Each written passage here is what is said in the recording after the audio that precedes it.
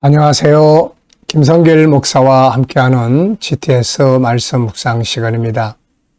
오늘은 5번째 주간의 오늘 셋째 날 묵상이 되겠습니다. 오늘 세 번째 날 묵상의 주제는 숨겨진 비밀 찾기입니다. 오늘도 우리의 삶의 현장에서 또 내가 알지 못하는 더 깊은 것들, 또 새로운 방법들, 또 더 나은 방법들을 찾기 위해서 질문 많이 하시고, 그래서 숨겨진 좋은 방법들을 또 찾아가지고 더 변화하고 발전하는 그런 하루가 되시기 바랍니다. 자, GTS 묵상은 매일매일의 역동성 있는 신앙생활과 함께 또 삶의 현장에서의 변화와 발전을 만들기 위해서 만들어졌습니다. 이것을 위해서 5-7+2라고 하는 구조가 만들어져 있는데요. 5는 그림을 분석하면서 생각을 강화시켜주는 훈련입니다. 이해력, 암기력, 또 상상력, 분석력, 또 말하는 능력 이런 걸 키우는 거죠. 그리고 7가지 주제는 그날그날의 삶을 변화시켜주고 발전시켜주는 주제들입니다. 이 주제를 꼭 의식적으로 기억하고 그날그날에 한두 번씩 꼭 사용해보는 시간을 가지시기 바랍니다. 2는 질문 만드는 것과 주님과 소통해서 영감 얻는 시간이 되겠습니다. 자, 오늘도 그림 분석부터 정리를 하죠. 자, 이 그림에는 이제 예수님께서 모인 사람들에게 너희 중에 죄 없는 자가 먼저 돌로 치라 이런 말씀을 하시는 장면입니다. 자, 이 그림을 보시면서 제목도 정하고요. 느끼는 것도 적어 보십시오. 저는 제목을 죄 없는 사람이라는 주제로 정해봤습니다. 죄 없는 사람. 의미는 죄 없는 자는 예수님 뿐이다. 주님 한 분만 죄가 없으신 거죠. 인간은 모두가 다 죄를 지고 삽니다. 그러므로 나는 마치 죄 없는 사람인 것처럼 다른 사람을 정죄하는 것은 옳지 못하죠. 나도 죄인이기 때문입니다. 오히려 다른 사람의 허물을 봤을 때 그것을 가려줄 수 있는 여유로움이 필요하고 그걸 보면서 나 자신을 돌아볼 수 있는 그런 시간을 갖는 것이 그것이 아주 아름답고 소중한 것이죠. 자, 눈에 보이는 것과 보이지 않는 것 분석해 보겠습니다. 이 그림에서는 보이는 부분은 예수님, 또 주변에 둘러선 사람들, 그리고 뒤쪽에 건물들도 보이는 것 같고요. 글씨가 보입니다. 너희 중에 죄 없는 자가 먼저 돌로 치라. 그리고 왼쪽에는 사랑은 율법의 완성 이런 글도 있고요. 배경의 색깔들이 푸른색도 있고 밤색도 있고 그렇습니다. 자, 보이지 않는 부분에는 뭐가 있을까요? 우선 예수님과 이 사람들이 주고받는 대화, 그리고 예수님의 마음, 주님의 말씀을 들었던 유대인들의 마음, 그리고 지금 음행한 여인이 지금 안 보이네요. 그리고 대화의 결과, 이런 것들은 다 보이지 않지만 존재하는 것들입니다. 자, 세 번째는 그림에서 가장 중요한 것은 뭘까요? 역시 우리가 함부로 정죄하지 말아야 될 이유는 우리 모두가 다 죄인이기 때문이다. 그렇습니다. 그래서 다른 사람이 잘못하는 것을 그냥 막 정죄하고 그러다 보면은 우리 스스로가 심판자가 돼버리고 나는 의롭다는 뜻이 돼버리는 거죠. 참 남을 비난 안 할 수 없고 잘못한 것을 지적하지 않을 수 없지만은 그러나 항상 조심해야 합니다. 자, 네 번째는 연상법입니다. 이 그림을 한번 쭉 떠올려 보십시오. 먼저 가운데 예수님과 주변에 둘러선 사람들 뭔가 대화를 나누고 있죠. 그리고 위에 죄 없는 자가 먼저 돌로 치라. 또 왼쪽 위쪽에 사랑은 율법의 완성. 배경색이 밤색도 있고 조금 파란색도 있고 그런 것 같습니다. 자, 그리고 이제 이 그림과 관계된 성경 구절을, 성경 말씀을 한번 떠올려 보시죠. 먼저 이 그림의 본문이 되는 요한복음 8장의 말씀, 그리고 로마서 3장 10절, 죄 없는 사람은 아무도 없다. 마태복음 7장, 그래서 다른 사람을 비판하지 마라. 예수님께서 야고보서 4장 11절로 12절, 여기도 역시 비판하지 말라는 말씀이 있습니다.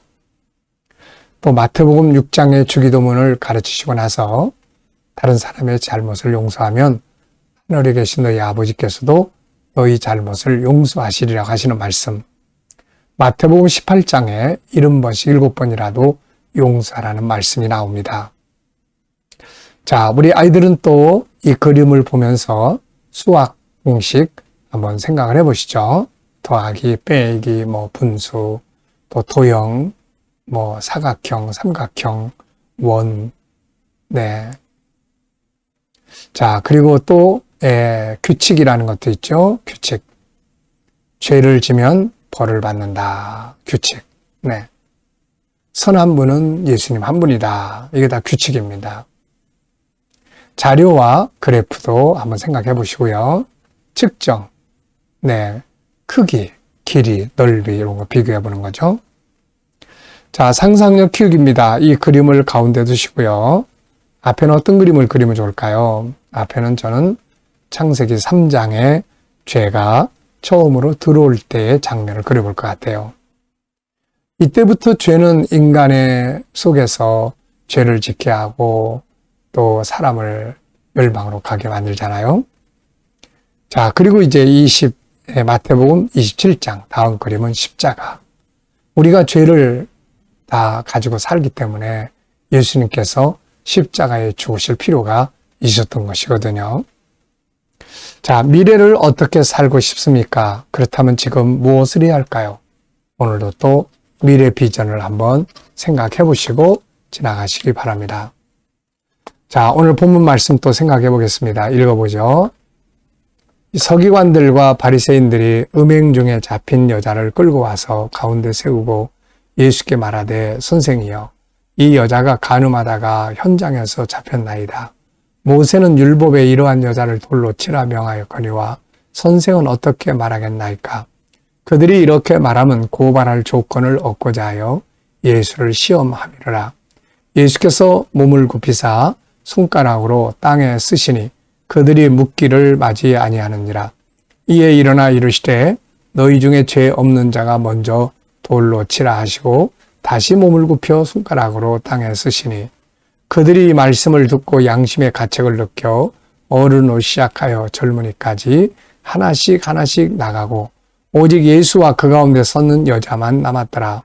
예수께서 일어나사 여자 외에 아무도 없는 것을 보시고 이르시되 여자여, 너를 고발하던 그들이 어디 있느냐? 너를 정죄한 자가 어디 있느냐? 대답하되 주여 없나이다. 예수께서 이르시되 나도 너를 정죄하지 아니하노니 가서 다시는 죄를 범하지 말라 하시니라. 아멘. 자, 구조는 3, 3, 3 이렇게 정했죠. 자, 3은 뭐고 또 3은 뭐고 3은 어떤 내용인가?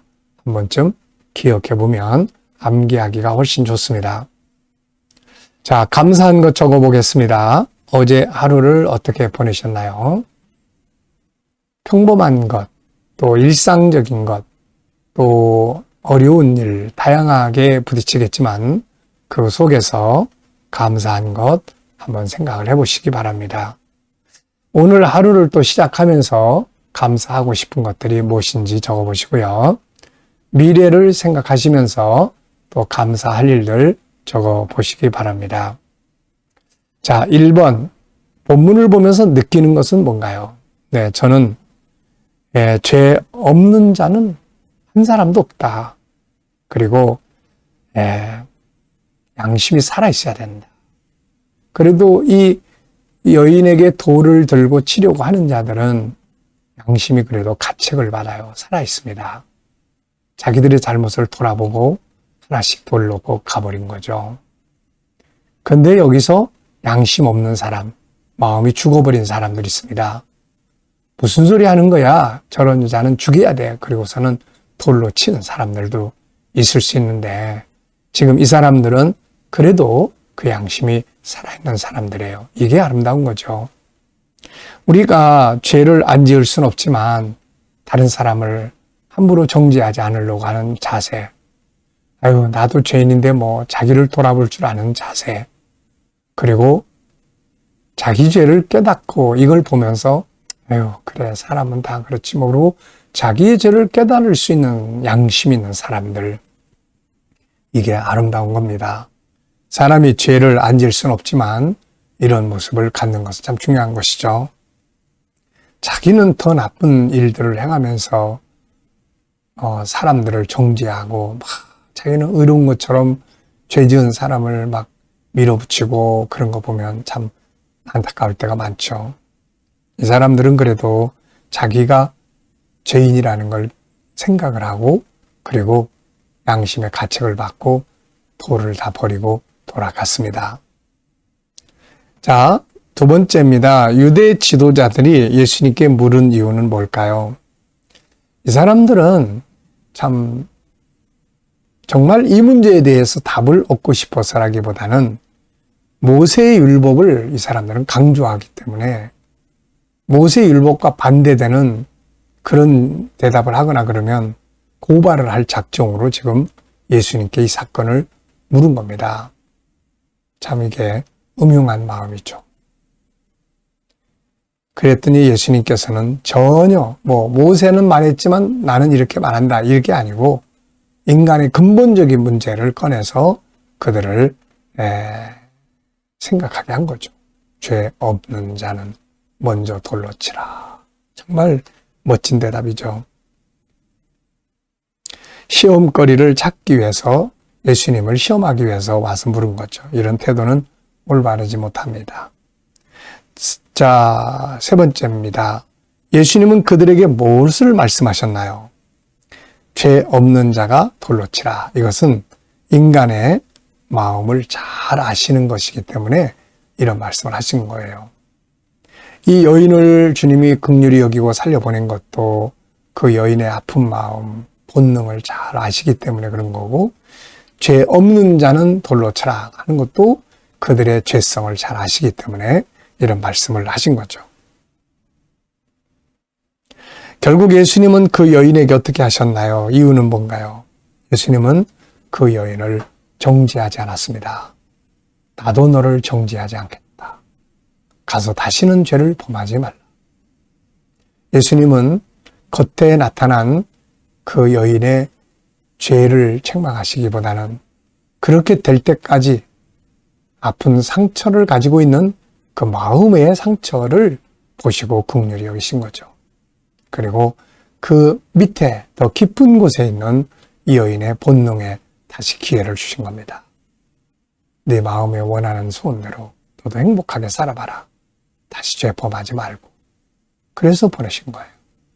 사람은 항상 말씀드립니다마는 세 가지의 모습으로 존재해요.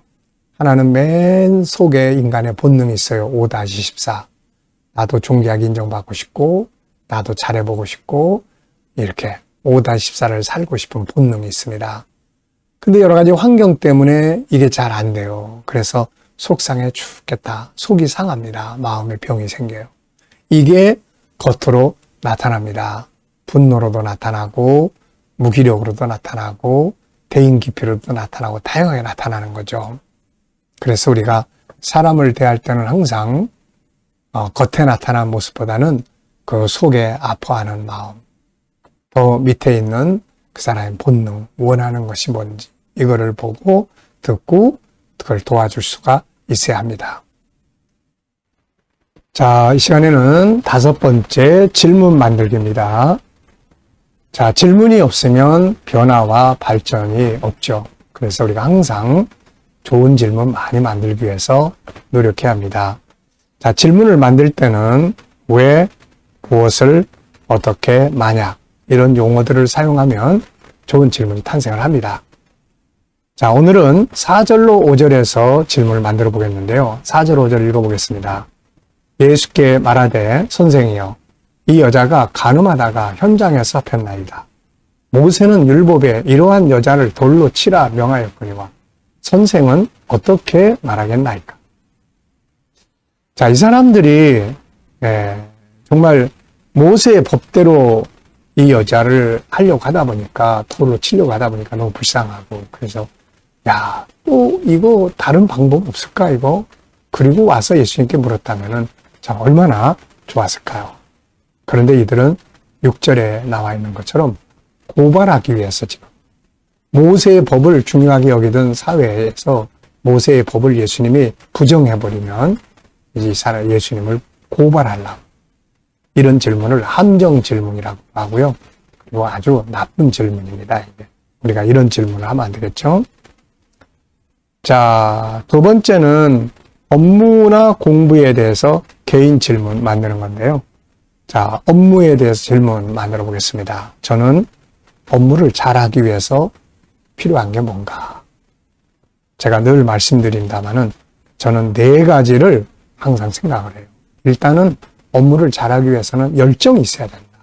열정으로 일을 해야 돼. 하는 동 마는 동. 그러면 안 되잖아요. 그 다음에 감사해야 합니다. 감사함으로 해야 되고. 세 번째는 그 일에 대해서 전문가가 되는 게 아주 중요하죠. 그리고 네 번째는 그 일을 통해서 그걸로 끝날 거냐, 아니면 또 다른 비전을 가질 거냐, 이렇게 이제 비전을 만드는 게 중요합니다. 그러면 오늘의 일이 즐겁게 되죠. 자, 이 시간에는 묵상 시간입니다. 지금까지는 그림과 본문을 통해서 함께 은혜를 나눴고요. 이 시간에는 주님께 묻고 영감하는 시간입니다. 자, 눈 감아 보시고요. 본문 한번 떠올려 보시고 7가지 주제 또 떠올려 보십시오. 그리고 오늘 하루 동안 내가 할 일이 뭔지, 또 해결해야 될 문제는 뭔지, 누구를 만나는지, 어디를 가시게 되는지, 이런 것들 쭉 생각해 보시고요. 그 다음에 주님께 물어보십시오. 주님, 이럴 때 어떻게 해야 될까요? 어떤 말을 하면 좋을까요? 주님이라면 어떻게 하시겠습니까? 이럴 때 사용할 말씀은 뭔가요? 그리고 기다려 보시면 주님이 주시는 지혜, 말씀, 영감이 떠오릅니다. 이 영감을 가지고 우리가 살아야 승리할 수가 있죠. 자, 오늘도 주님 주신 영감으로 좋은 하루 되시기 바랍니다. 기도하고 마치겠습니다. 주님 감사합니다. 오늘도 묵상으로 하루 시작합니다. 말씀처럼 형통하게 하여 주시고 오늘도 우리도 다른 사람 정죄하는 것을 조심하게 하여 주옵소서. 오늘도 우리 자녀들, 친척들, 동료들, 믿지 않는 자들은 다 돌아와 구원받게 하여 주시고 또 우리 모든 성도들과 자녀들이 행하는 직장과 일터들이 발전하고 형통하게 하여 주시옵소서. 오늘도 치료받는 교우들에게 은혜 베풀어 주시고 치유의 능력이 오늘도 더 강하게 역사하여 주시옵소서. 어려운 일을 놓고 기도하는 성도들에게 감당할 힘을 주시고 협력하여 선을 이루게 하여 주시옵소서. 이 대한민국을 지켜 보호해 주시고 오늘도 지도자들에게 지혜를 주셔서 나라를 바르게 이끌어갈 수 있게 하여 주시고 선교하는 나라, 거룩한 나라가 되게 하여 주옵소서. 오늘도 세계 곳곳에서 복음을 위해 수고하시는 선교사님들과 저들의 사역 가운데 함께하여 주시고 GTS 묵상 더욱 많은 사람들에게 공유되고 또 다음 세대 양육하는 일에 귀하게 사용되게 하시고 KDM 훈련을 통해서 천국 복음이 더욱 많은 곳에 전파되게 하여 주옵소서. 감사하며 예수님의 이름으로 기도하옵나이다. 아멘.